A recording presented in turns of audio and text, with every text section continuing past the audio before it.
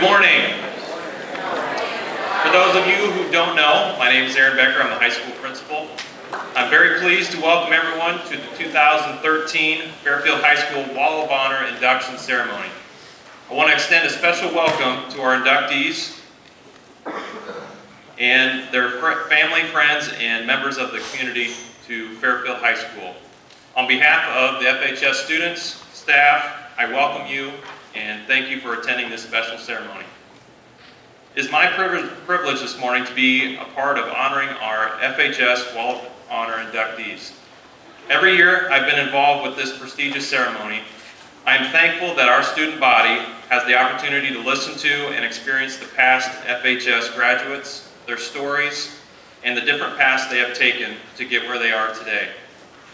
As you listen today to our Wall of Honor inductees, you will hear the stories in which Davidson, Jayne, Stewart, Freeman, and Mahlon Vorhies all have taken different paths after leaving these seats in classrooms at FHS to reach their goals and experience success in their lives. They will show you that there is not one set path that leads to success. It is a testament to all of us that success can happen no matter your background or the path that you take, as long as you have goals that motivate you along your journey. Students, these three inductees are living proof that your Fairfield High School education is important and can lead you down any path of success that you desire. At this time, I would like to invite Fairfield Community School District Superintendent, Mr. Art Sadoff, to the podium.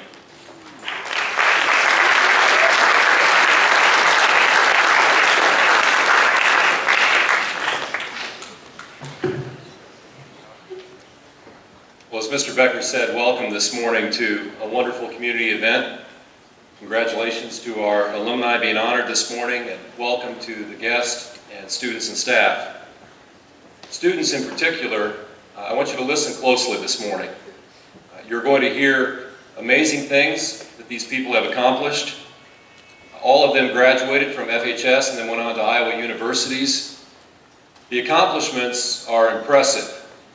But I want you to listen beyond that and get to know the people. All of these things that they've been able to do in their lives did not happen by accident. They happened because of the kind of people they are and the commitments they made throughout their lives. There are lessons that I want all of us to leave here with today. One would be that the Fairfield community and Fairfield High School can prepare us for great things. Another would be that greatness is really about serving others and making contributions to the world. A third would be that roots are important. Don't forget where you came from. And that's why things like Wall of Honor and homecoming, those things are so important to give us an opportunity to reconnect with our roots. And it's great to have these alumni back in Fairfield High School this morning. And a final thing that I hope we learn and hear this morning is the importance of developing your gifts. I think that's extremely important for you young people here today. Limitations are often self-imposed, and there's no reason you can't aim high and do great things. Believe in yourself and find your passion, and then make it happen. Thanks again for being here this morning, and welcome to everybody, and I hope you enjoy the assembly.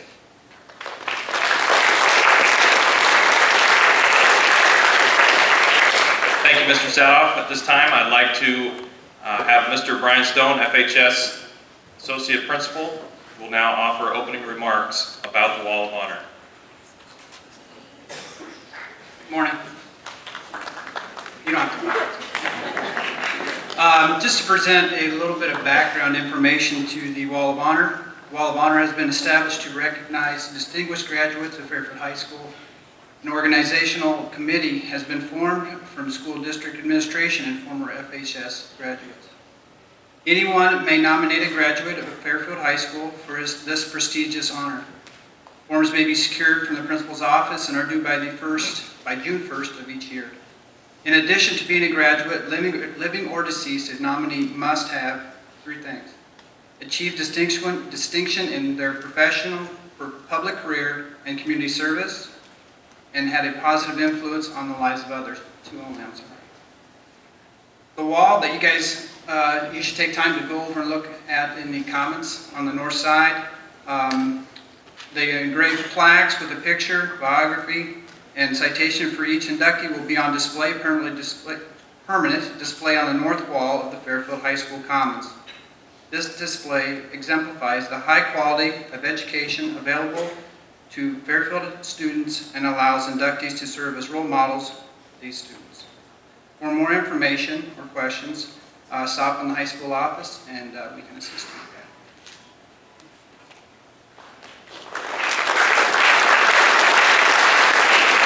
Thank you, Mr. Stone. Our first presenter this morning will be Wall of Honor Board Member Ralph Messerly, who will be introducing Jayne Stewart Freeman.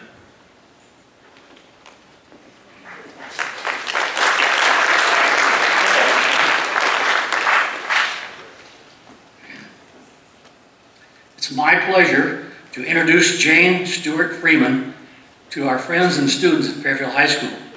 Jayne, the valedictorian of her class in 1951, has had an extraordinary life since her graduation from Fairfield High School. A graduate of the University of Iowa, an arts reporter for television, a film reviewer for a New York CBS talk show, to involving herself with community service, including teaching math and reading to military service members, directing musicals at grammar schools, and organizing many community fundraisers and serving as a Sunday school teacher at her church. Jayne has done it all in her own way. I think you will be pleased to listen to her and imagine what your opportunities could become as you graduate from Fairfield High School. Jayne?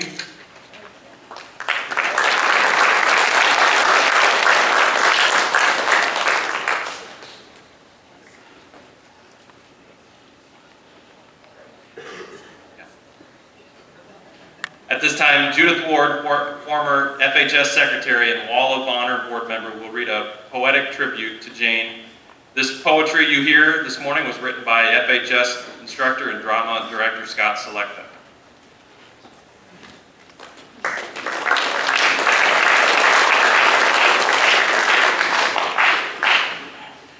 A tribute to Jayne Stewart Freeman, inspired from William Shakespeare's As You Like It. All the world's a stage. Jayne graduated in her class at the top, and her career began never to stop. And her career in the arts became her life. She embraced all of it without any strife. And all the men and women merely players. She has been part of radio, cinema, television, and stage. She has shared of her knowledge. She serves as a sage. From her radio work at the University of Iowa to TV and movies in New York City, she has been a member of many a board and committee. They have their exits and their entrances. On stage and backstage, she has offered her services. She has done many jobs. She has filled many purposes. She has done work for adults and for youth. She gives from her heart, mind, and inspiring soul, and that's the truth. And one, in time, plays many parts. From teaching military GIs math skills to assisting at a reading service for the blind, she instills a love of knowledge and the power of knowledge. And her contributions to her church, to music, must too be acknowledged. The acts being 7 ages. Jayne is a director, a producer, an actress, always on call. Jayne is level-headed and warm-hearted. Jayne is only one who truly gives of herself to all, and her life has only really started.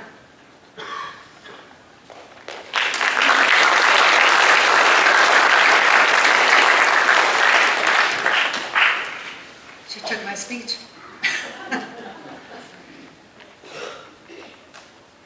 Good morning, students, teachers, and guests. It's a privilege to be here with you this morning, and I am grateful to all who made it possible. The selection committee for the Wall of Honor, and especially to my old friend Bud Lawson, who nominated me and is here today along with the past inductee Ray Brocken. Thank you, Bud. Well, it's great to be back on this stage where I spent so many of my school and after school hours putting together plays while my mother often was home making my costume. My dad was from Fairfield. I'm not sure where the high school was located at that time, but I do know he was on the football team that beat Burlington 91-0. And I know that he had some of the same teachers I did, such as Mr. Coots, who taught science. Now, I started high school in 1947. My sister Patty was a junior. She was the pretty popular sister. I was the smart, difficult sister.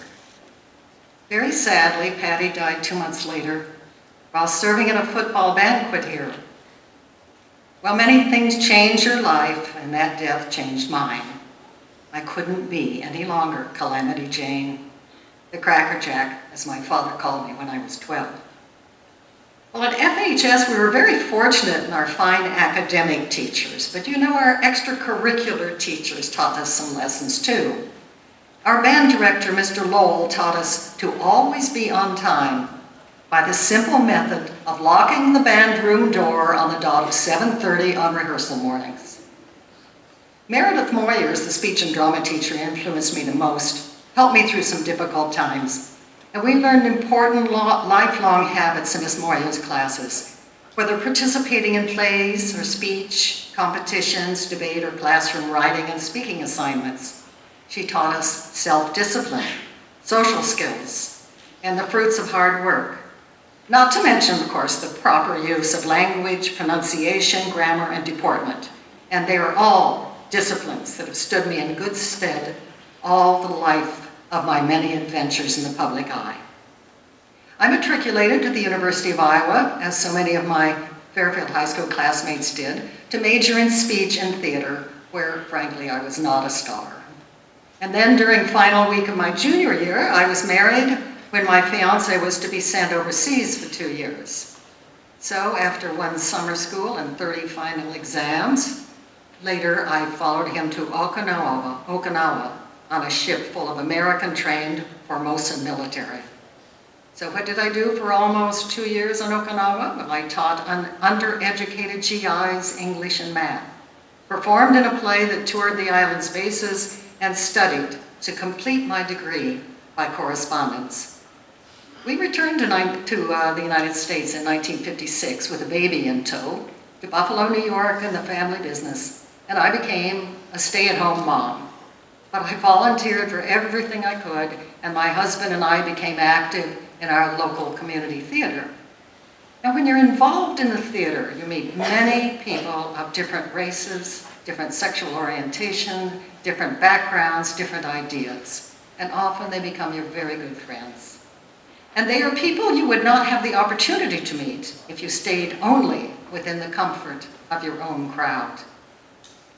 I was the representative for community theater in the Buffalo area, and as such, I met performers from most of the theaters in the area, including the black theater company, the Ira Aldridge Players. And one day I received a call from their director. He was looking for a white actor to play the reporter in their upcoming play, The Day of Absence, in which all of the black workers go on strike. I volunteered my husband. I did ask him first, I think.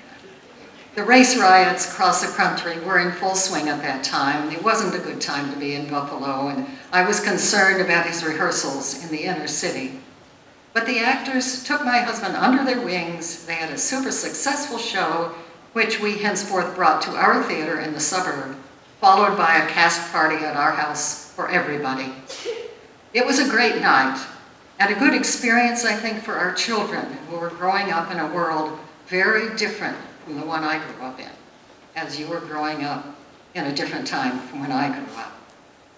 Now, a couple of years later, I produced the annual Junior League fundraiser, and we put out a casting call to the entire Buffalo community, which certainly had never happened before. We further challenged the order of things in Buffalo when a few years later, a friend and I, selected to chair the fundraising event for the Buffalo Philharmonic Orchestra, hired a black pop jazz artist, Roberta Flack. Times, they were a-changing slowly. My first real job came when I was 34 years old. My kids were 12 and 8 and 7. And it came through one of my volunteer groups. In 1967, the Junior League of Buffalo donated their charitable funds to our public television station to originate a weekly half-hour arts program. As a volunteer with the Junior League, I was able to audition for the job of hostess and interviewer and was chosen. And what fascinating, brilliant, talented people I talked with over the next 15 years. And by the way, never underestimate the value of volunteering. You won't get a paycheck, but you will get valuable experience, and often make excellent contacts. And if you have the right attitude, you'll get a reputation for being a hard and reliable worker. An anonymous author once said, quote, "The longer I live, the more I realize the impact of attitude on life. I am convinced that life is 10% what happens to me and 90% of how I react to it. We are in charge of our attitude." In 1971, a TV producer I knew from our community theater group called to tell me about a job opening at the CBS affiliate in Buffalo for an arts reporter and critic on the 6 o'clock hourly news. I called the news director immediately. He told me in order to audition, I needed to write 3 reviews in 3 different arts disciplines and come to the station to have them videotaped. That was a Tuesday morning. I said I would certainly do that, and I thought I could come in on Friday. And he said, "How about coming in this morning?" Well, yes, what was I going to say? No, I don't think so. So I sat down at my typewriter, pounded out 3 90-second reviews, took myself to the station to meet the news director, put the reviews on the camera, was taken out to lunch, and was hired. The news director told me I had the sophistication he liked, but always remember your toes in that Iowa mud. When he said I was going to make only $15 per 90-second spot, well, that's to go to the event, get some film of it, write a narrative, and get it on the evening news. I must have blanched, because he then said, "Well, you have a sugar daddy at home." Later that year, I received an invitation at the station from a movie company, I think it was United Artists, to come to a junket. I showed the invitation to my boss, and he said, "Take it, we don't pay you much." So the film junkets began. Soon, almost every weekend, critics from around the US and Canada, and occasionally even from around the world, would be flown to the city of the film company's choice. Whether in Los Angeles, New York City, Chicago, Atlanta, or New Orleans, our junket was very much like every other junket. See a movie, interview the star, producer, or director, take the video back to Buffalo, write a review, and when the movie was released, put it on the air. And I had some fun interviews with Harrison Ford, Jack Lemmon, Joan Rivers, Woody Allen. Well, actually, he wasn't so much fun.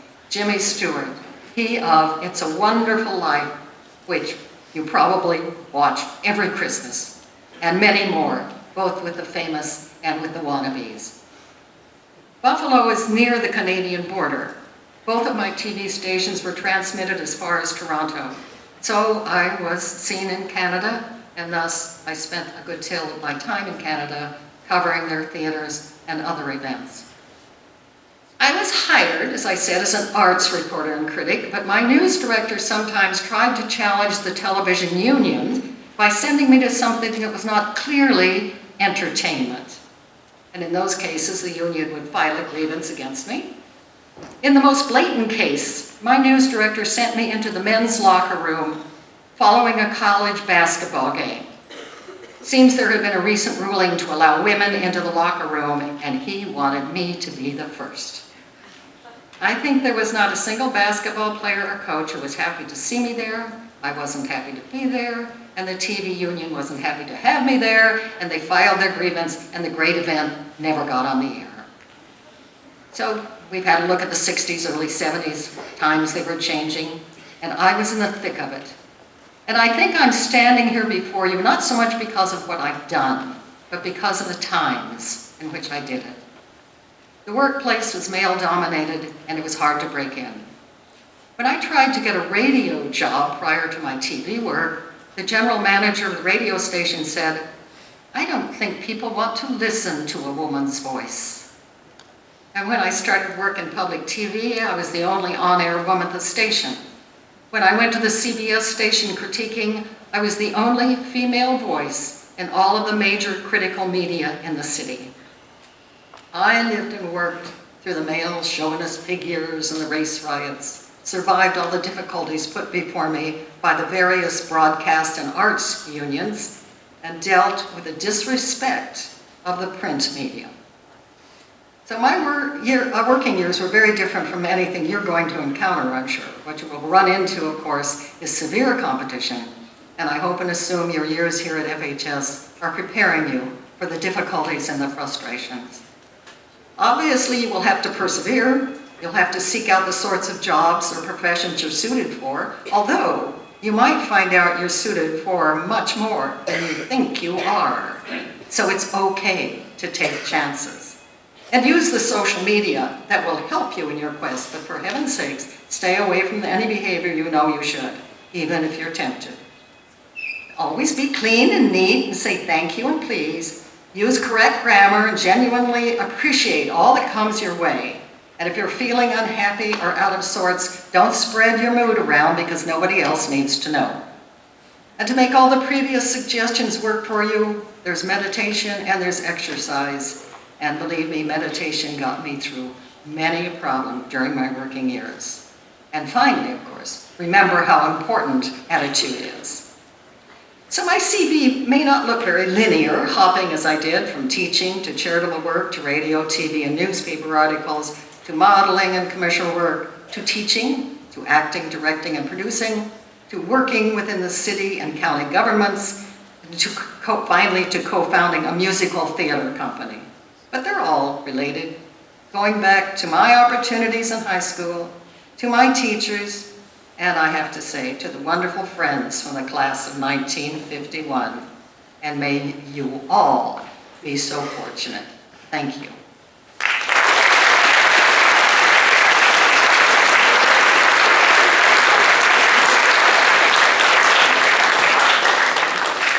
Thank you, Jayne. Now, Sharon Workman, Wall of Honor board member, will share another, will now introduce Park Davidson.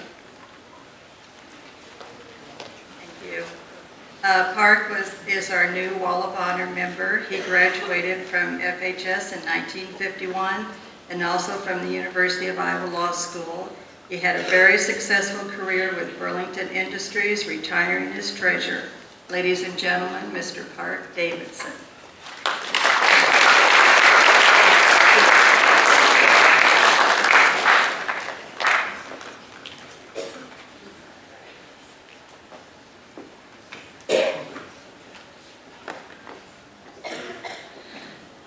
A tribute to Park R. Davidson, inspired by MGM's The Wizard of Oz. The Wizard of Oz states, "Back where I come from, there are men who do nothing all day but good deeds. They are called good deed doers." A graduate with interests in academics and music, which led to a career in law and business. This man has given to so many people in so many ways that we take this time to offer him praise. He has done good deeds in business through his expertise. Through the Harvard Business School Executive Program, he has offered his advice. He currently serves on a Finance and Invest Committee without thinking twice. He has done good deeds for charities through his care. He is a founder and president for a cerebral palsy school for victims in need, and he serves as director for the Sickle Cell Anemia Foundation, a leader indeed. He has done good deeds for education through his wisdom. For the Technical Community College Foundation, he is the chairman. For the North Carolina School of Science and Math Foundation, there is so much he has begun. He has done good deeds in many other ways because of his interests. Coordinator for the Ed Sullivan Show's corporate advertising, director of Greensboro Chamber of Commerce, elder and deacon for a Presbyterian church, and president of the Atlantic Fishing Club. He is a good deed doer of accomplishments of grandeur. He is a philanthropist because he is so compassionate.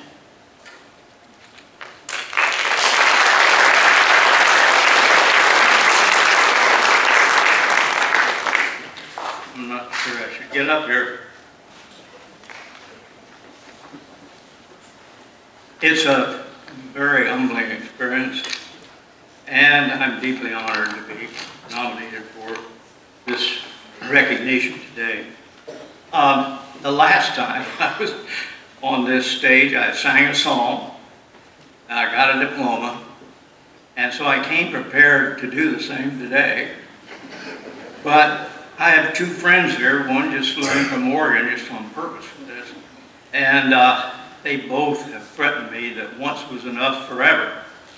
And so Jayne, I think, would have been willing to listen to me sing, but she's only one vote out of the four. So consequently, I will not be singing for her. But this building brings back some fond memories. And one reason it's still standing is because Bud Lawson and I did an awful lot of work here for 4 summers while we were going through college. As a matter of fact, my father's office was right up the hall here. My locker is right where it was before, but somebody's changed the combination. If you'll notice, the paint on the walls here in this room is really quite good. 59 years ago, and I figured that out mathematically, but we painted this apron across the top of this stage, just the two of us. I'm not going to tell you how we did it. OSHA would have sued the school if they found out. And so consequently, I just want you to know we used good paint, and it was Army surplus paint. And so I've got a really strong feeling for this particular room. I guess the big impression that I have of this building is the great teachers. And I think you need to really think about your teachers more than you do. Because as I went through a lot of the early years of my life, I thought about a lot of things that a lot of them mentioned, tried to teach us, good on some of us, but it was really a very enlightening fact that as you go on, you'll realize what you learn here and pick up here is very instrumental in where you go. And most of all, it's nice to have wonderful classmates. Jayne mentioned that, and it's important. There's a small group of us that got together on our 40th anniversary, high school anniversary, and we hadn't seen each other since we graduated, as a matter of fact, a lot of us. And so we started, a small group of us started getting together once a year or every 2 years in different places where different classmates live. And we've been doing that since. And now we go into every year because we're not sure who's going to be there the next time. And so we're looking at the practical side of things as well. But this past year, 3 weeks ago, we met in Des Moines. And interestingly, the entire group was there except for one. And his wife had a health problem that prevented it. But it's interesting that when we get together like that, we still remember each other's names. And we're working on that. That may not happen too much longer, but right now we can still recognize everybody's name. But stay in touch with your classmates. As time goes on, you'll find out that that's some of the real close friendships you'll have, and they'll be a lot better than hundreds of others you'll make on the way through life. And many will become treasured friendships.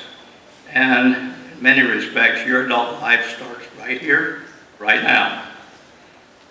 I did not know what I wanted to do when I got out of school, but I had an idea that I wanted to go into business, and I thought that maybe one of the best avenues from an educational standpoint was to go to law school, which would provide a good background and probably be a better background than any business school I could afford at the time. So I did that, and so we had, it turned out to be a pretty good decision. The law firm where I worked part-time in school turned out to be the bridge that put me in touch with the company I ended up working for 40 years. I had tentatively accepted a job with Northern Trust Company in Chicago, and told them I had one more interview, which I thought something about not doing. And so I went ahead and did anyway. So I flew, I didn't know where, first of all, Burlington Industries was in Greensboro, North Carolina. And I wasn't real sure where North Carolina was. But the person that set up the appointment for me said, just Eastern Airlines knows and they'll get you there. And they did. And I went and had a 2-day interview, which I thought was kind of interesting.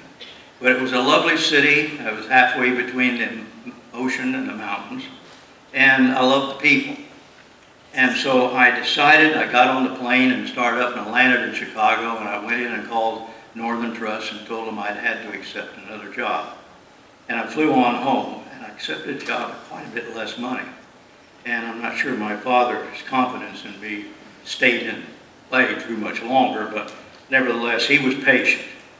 But it was through this, I was going to a location which was hundreds of miles from home.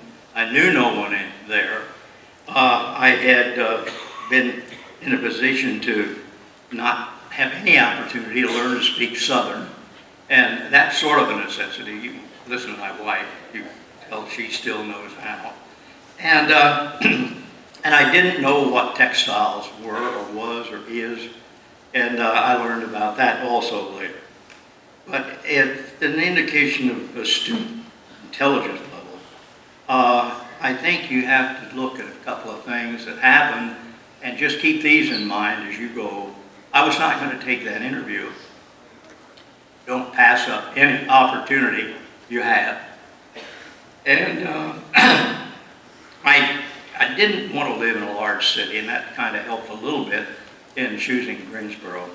But after 7 months in Greensboro and really getting to like the town and the people there very much, I was transferred to New York City. And that took care of the big city syndrome real quick. But it was as assistant to the chairman and founder of the company, and that put a completely new and different perspective on things. I at least knew someone there. My classmate from law school had gone to the Wall Street law firm.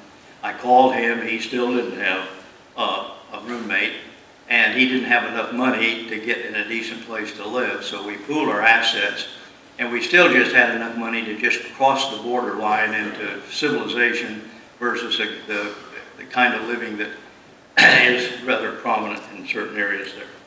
But we went on, and I had a wonderful, wonderful experience in the New York area, and traveled back to Greensboro quite a bit. But my experiences there and the people I met and the things I got an opportunity to do would never have happened otherwise. And so in about 2 years, the chairman decided I'd done halfway all right there.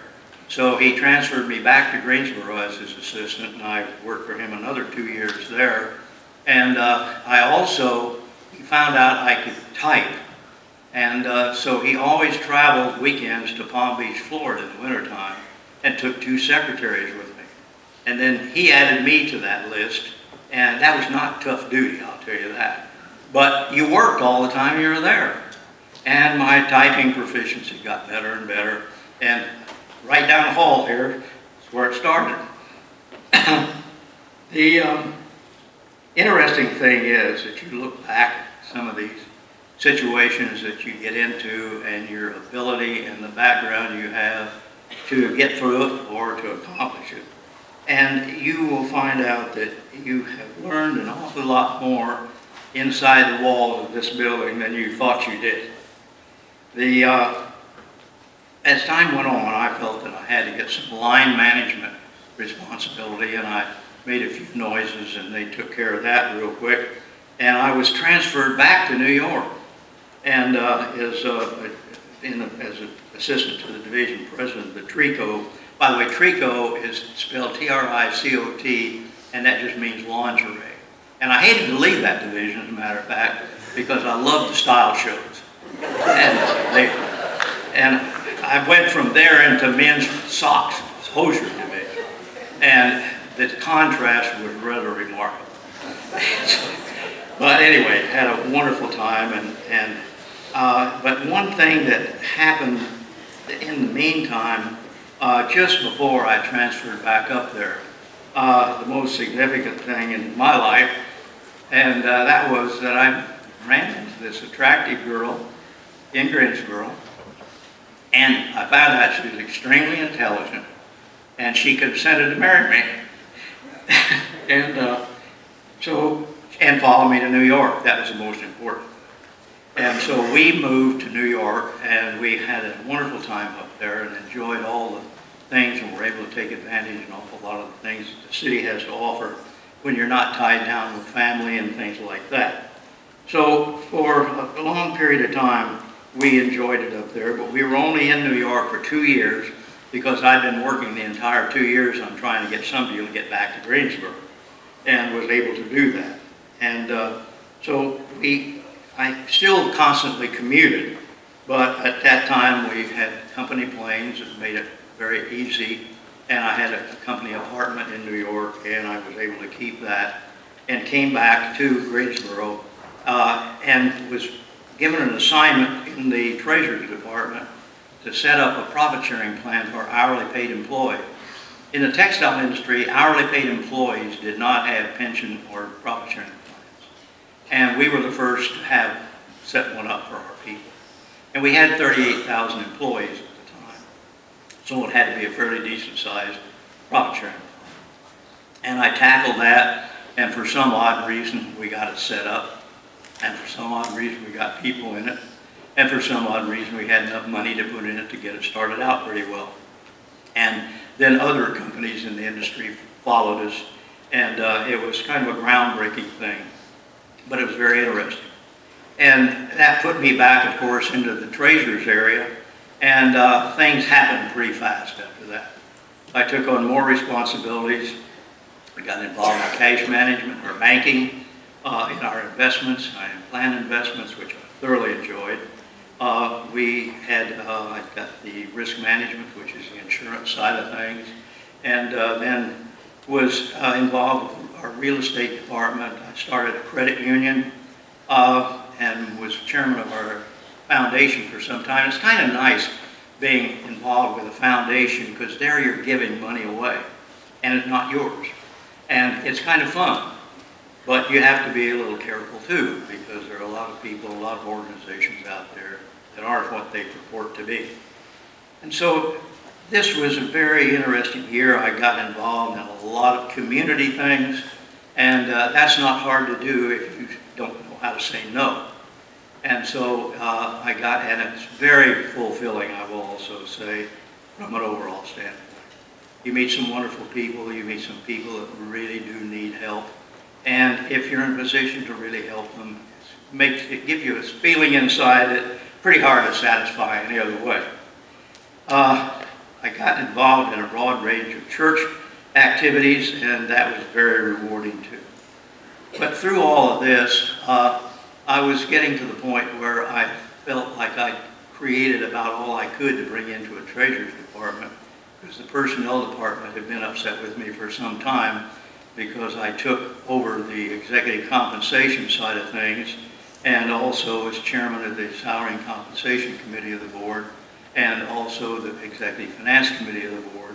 And a lot of the people in the personnel area felt that belonged to them.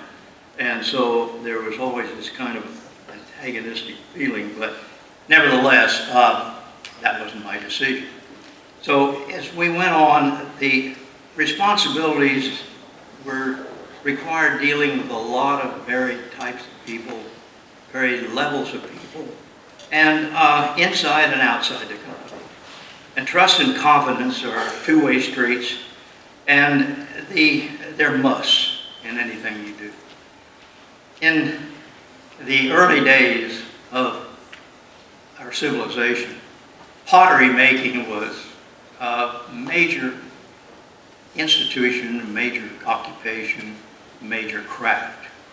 And as anybody knows, there are always those in any business like that that can do a lot of things to reduce quality and pass things off as the real McCoy. And the imperfections and everything in the area of pottery were generally covered up and filled with wax. And this, of course, didn't last. And as anything, you know, you put pottery on a hot stove or anything like that, and the wax smelled and dropped out, and the imperfection showed itself again, very obviously. So to help preserve the integrity of the industry and of the business and of the skills and the craft, the top pottery makers came up with an idea that they would stamp and label their products with two words, S-I-N-E, Sine, and Cara, or Sarah, C-E-R-A. And Sine meant without, and Sarah meant wax. And anything stamped with that gave you a pretty good feeling that you had a quality piece, and you had really what you were looking at was what you had. And so as this went on, pottery carrying those words was a guarantee of quality, of value, fine workmanship, and the reputation of the potter. From these two words, sine cera, we derived our word sincere.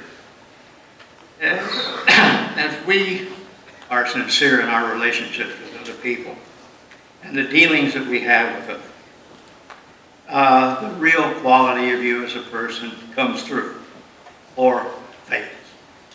And it's really been kind of an interesting thing to see how this works in real life, because you will find out that there are a lot of sincere people in this world and a lot of people that aren't sincere. But the main thing is for you to be sincere, and it will pay off for you in tenfold. As I leave that thought with you, I would simply say there's one thing I want to add that will help you round out your character along with sincerity. And that is, keep a good sense of humor. If you can't keep a good sense of humor, you're not going to make it through a lot of things that you will probably have to make it through or won't make it through. And it's been a lifesaver for me in many respects, for not only some of the problems I've run up against, but the stresses I've been under.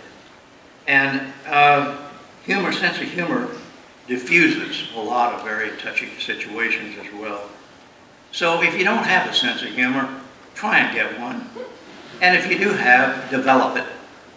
And nobody can read your mind if it's not there. You can't have a sense of humor all the time, because some people don't really appreciate it.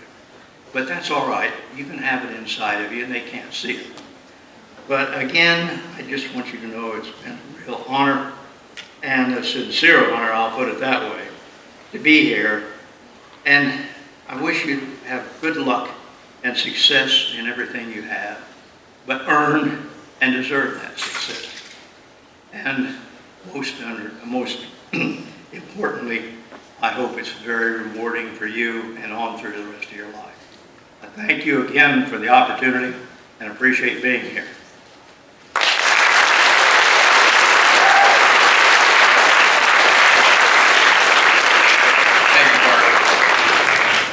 At this time, I invite Wall of Honor Board Member Carol Weiscarver to introduce Mahlon Vorhies.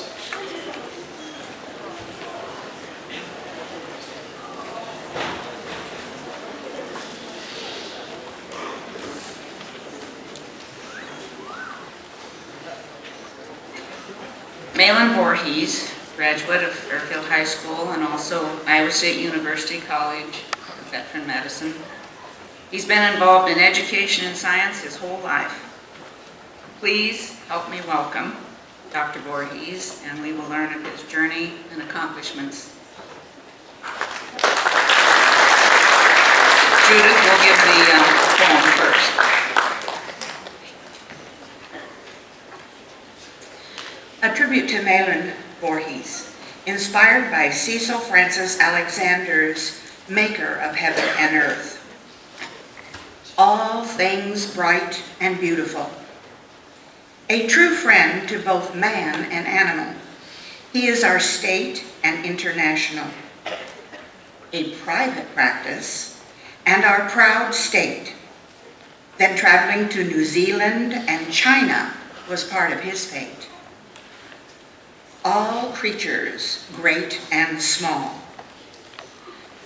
Through identifying the prognosis and determining the diagnosis, Mahlon created with his patients a relationship of symbiosis. He treats, he cures, he offers help and assistance. He is guided by his dedication and his persistence. All things wise and wonderful. His first degree was from ISU and then from Michigan State. And from Wisconsin to Mississippi, his accomplishments are great. As a research professor, a pathology professor, or as a visiting professor, the contributions he's made are so powerful, and he has no successor. The Lord God made them all. An award winner and a man who is humble. A veteran of the year, a veterinarian of the year, a man who is caring, one who is distinguished for his service, one who to a man and to animals is ever sharing.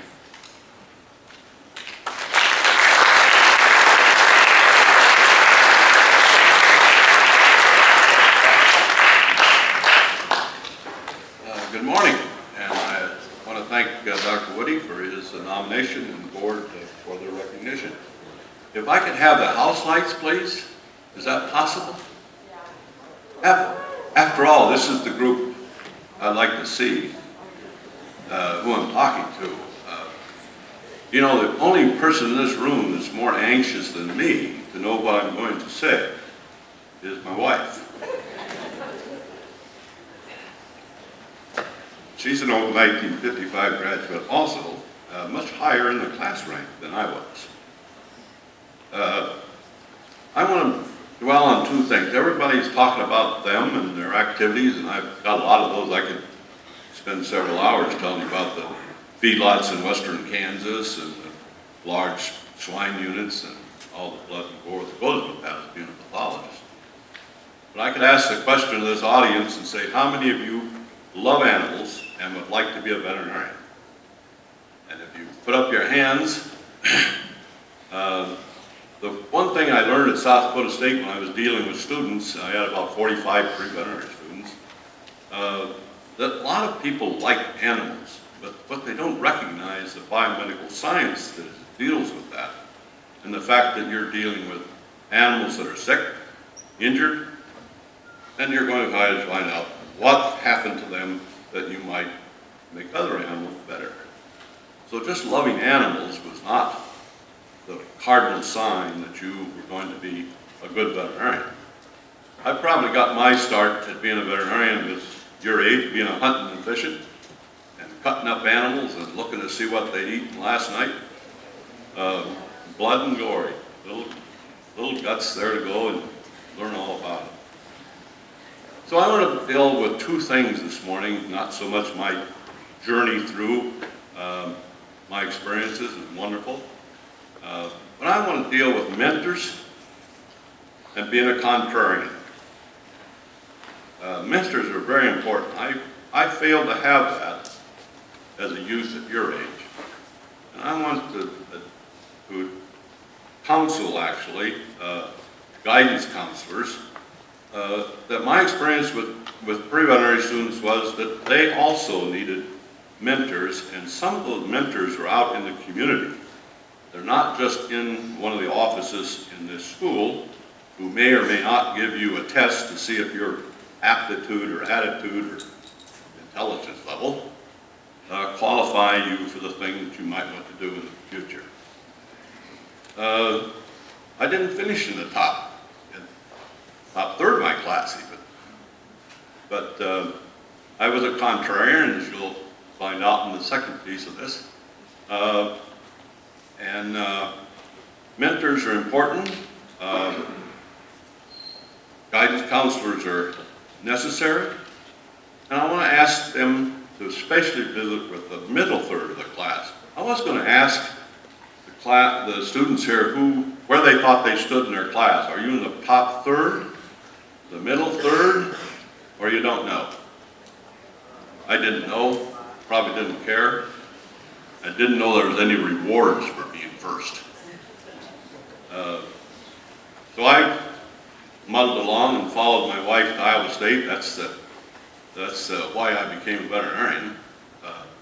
I suppose if she'd have gone to the University of Iowa, like several other individuals in this room did, I might have been a physician.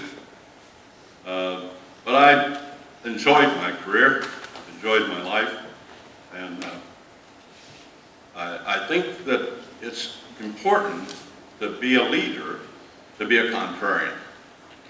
You can't just follow the crowd and be successful. I think the other two individuals here probably illustrate that as well.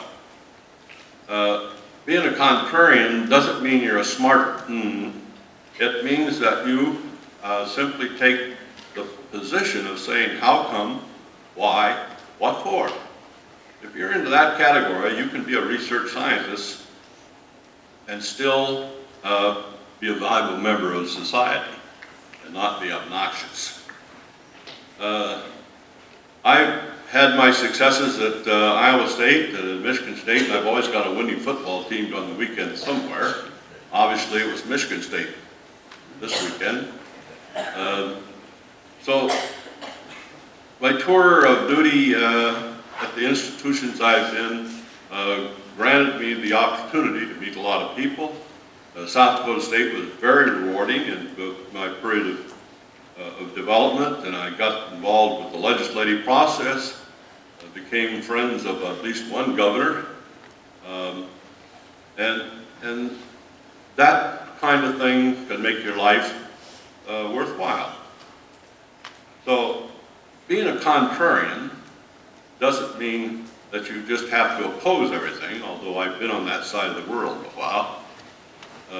I remember department head meetings where the other department heads would say to me, you know, we can't figure you out. You always are talking this, and then we get the vote and you vote with us. You know, what gives? I said, well, all my questions made you defend your position.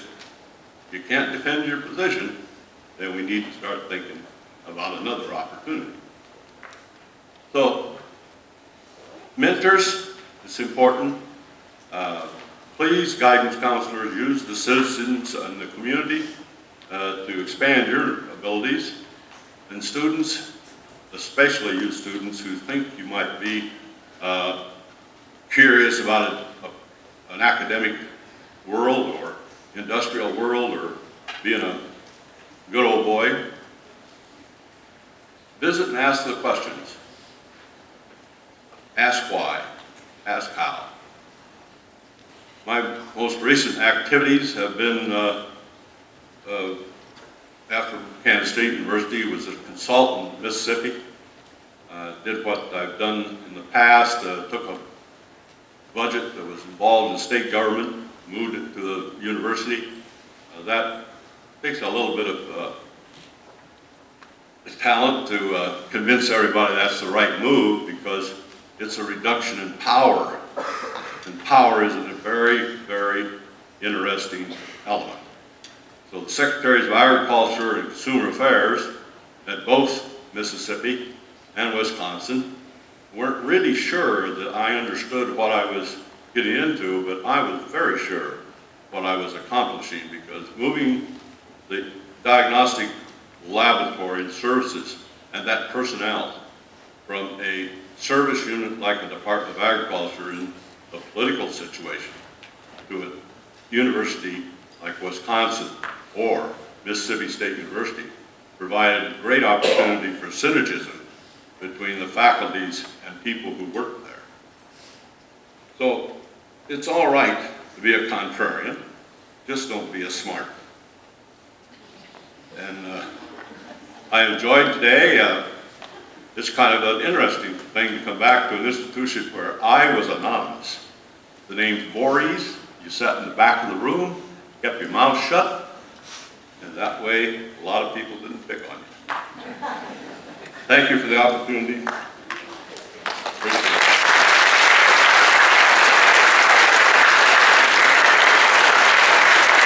Thank you, Mahlon. At this time, we will have music by FHS Chamber Choir under the direction of Mr. Zach Ryder.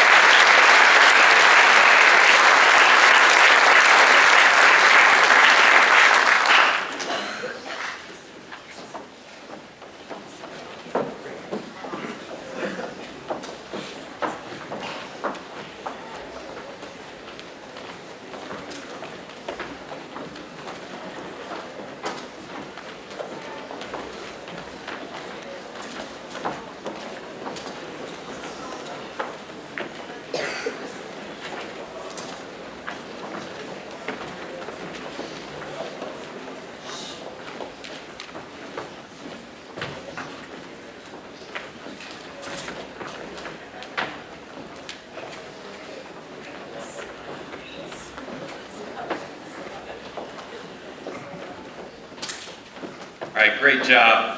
Thank you, Mr. Ryder and Chamber Choir performers. I want to thank everyone for coming to recognize the tremendous accomplishments and contributions of the 2013 FHS Wall of Honor inductees. Let's give the newest members of the FHS Wall of Honor another round of applause, please.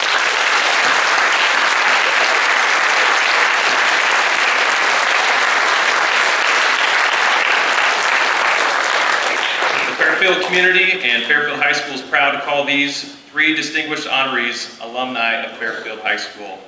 I want to remind you that tonight, here in the community, there is a banquet for our 3 inductees at the Fairfield Country Club at 5:30, so please feel free to stop by.